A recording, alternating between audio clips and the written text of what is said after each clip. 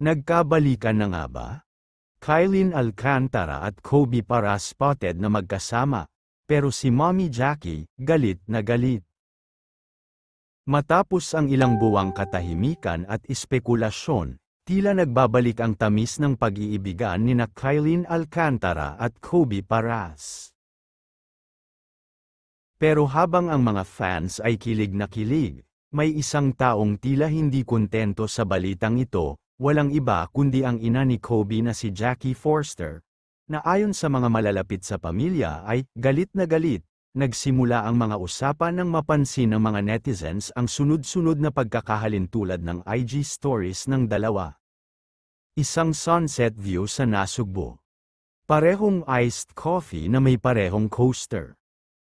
Isang larawan ng paa na nasa parehong tiles ng isang private villa. Ayon sa isang source na malapit kay Kylene, matagal na raw nagkakausap muli ang dalawa, discreet lang. Hindi nila agad gustong ipaalam sa publiko kasi ayaw na nilang maulit ang nangyari noon. Pero this time, mas mature na sila pareho, sabi ng source.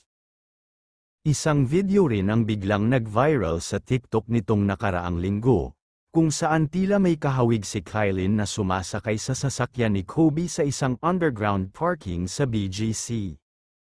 Sure ako si Kylene yun, ani ng uploader. Kita mo sa buhok, sa galaw, and the bag. Si Kobe pa mismo ang nagbukas ng pinto, ngunit hindi boto si Mommy Jackie sa pagbabalikan ng dalawa. Ayon sa isang insider, mula pa noon ay may tampo na ito kay Kylene.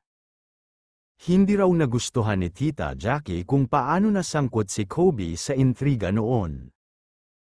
Para sa kanya, distraction si Kylene sa career ni Kobe, at mas deserve ni Kobe ang isang tahimik at simpleng babae.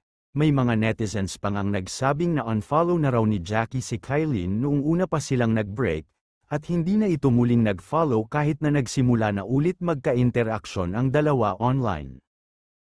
Ilang fans rin ang nagsabing napansin nilang nilike ni Jackie ang isang cryptic quote sa Instagram tungkol sa "loving your son enough to protect him from wrong choices." Kahit walang kumpirmasyon mula sa kampo ng dalawa, tuloy-tuloy pa rin ang mga paandar online.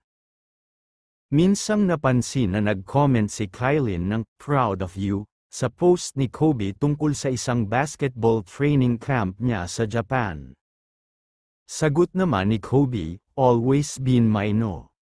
Isa, ang tanong ngayon ng bayan, official na ba? Or are they just testing the waters?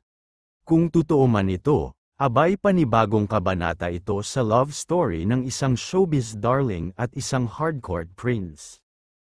Pero kung may isa mang hindi sang-ayon sa plot twist na ito, mukhang si Mommy Jackie yun.